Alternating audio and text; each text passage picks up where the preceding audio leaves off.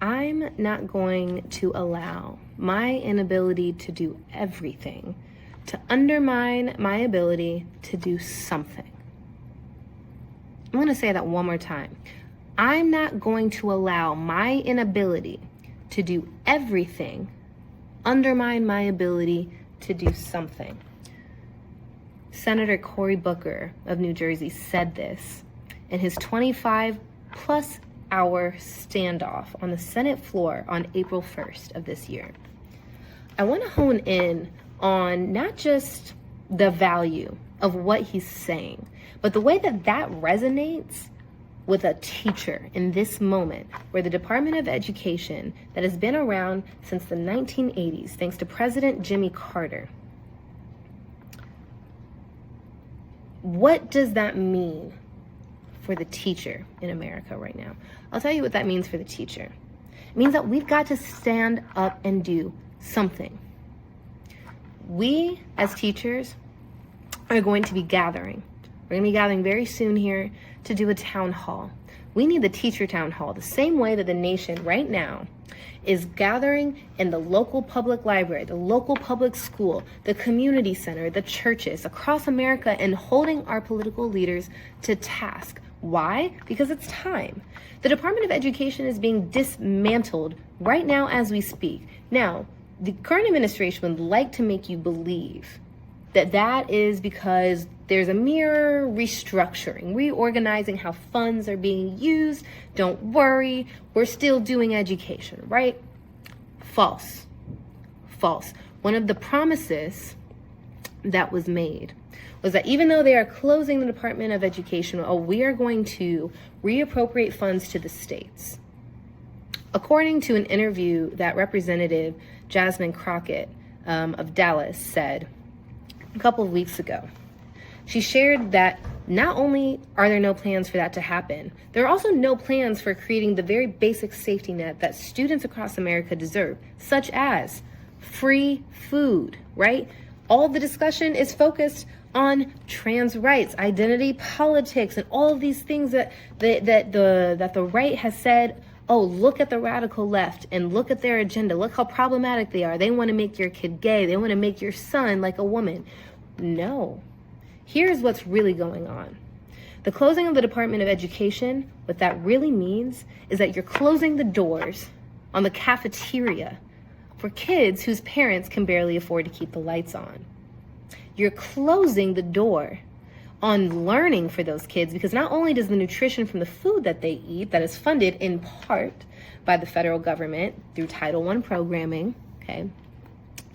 Not only are you closing the door on that, you're also closing the door on teachers' inability to do their jobs, because when kids aren't fed, they aren't learning, which means that the classroom where they should be preparing for college, and if you're in my case, teaching high school English, that is crucial, right? Writing, getting into college, writing, being able to communicate, get a job for a cover letter, those fundamental skills, those are at risk. Why? Because the kids are hungry and they're showing up to school where they're in rooms where other kids are hungry, okay? And the teacher who's in that classroom cannot even begin to think about teaching about writing mechanics. Of course not, because the kids can't even learn. They're not even in a position to learn. So what does that do? It pulls apart the wealth inequality. The kids whose families can afford to send them to schools where learning is the emphasis, and they are fed and they are housed and they are clothed and they are safe, they just keep on going. Life for them does not change. Life for my students will not fundamentally change.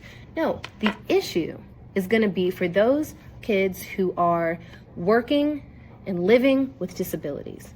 The kids who are on the IEPs or the individualized education plans, those are going to be the students who no longer have the funding and the accountability measures that the Department of Education provides to make sure that states who have a history, a proven history in court, by the way, of discriminating against those very children, doesn't start doing it again because it saves the government money.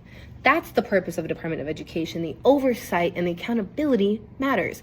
If the states are in compliance, there's nothing to worry about. If they are out of compliance, somebody from DC should be knocking on the door of that school in Georgia saying, why aren't you serving all kids when we have a constitutional mandate that says you must provide all kids an adequate education. Those are the questions that need to be asked. Those are the kinds of oversight that a state government would not have an incentive to do. So what do we have to do? The teachers got to gather. The teachers have to gather. We are going to gather. We are going to have a town hall. The teacher town hall is going to happen. And it's going to happen very soon, because who else shows up for students the way that we show up for students? It is us. We are the torchbearers. We are the ones who will carry the cross on our backs to make sure kids have what they need, not only to learn, but to thrive in their lives. It is our full-time job to do that, so we must gather. It is our responsibility as Americans. It's our responsibility as protectors of whatever academic field we may teach. I'm talking to you, the math teachers. It is our responsibility to be true to the promises of our disciplines, to be true to the promises of whatever our calling is, whatever spiritual power you may even believe in, to make sure that the kids are okay, to make sure that the kids are good.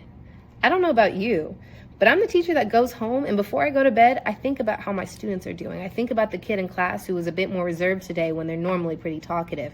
And I think, what's going on in their heads? What's going on in their hearts? I wonder. I think about the kid who wrote the problematic essay where they revealed some level of self-harm, where they talk about some dysfunction going on in their home. I think about those kids.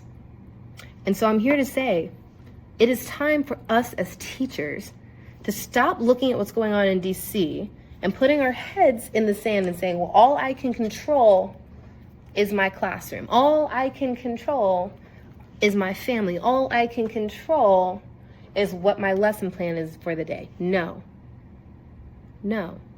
that's wrong. What we can do is not allow our inability to do everything undermine our ability to do something. I hope that you'll join me next week. Right back here on this YouTube channel, new content. Come watch what we're talking about. This is a conversation that we are all having. And join me at the Teacher Town Hall so that you can have your voice heard. And so we as teachers can start to come together to do something.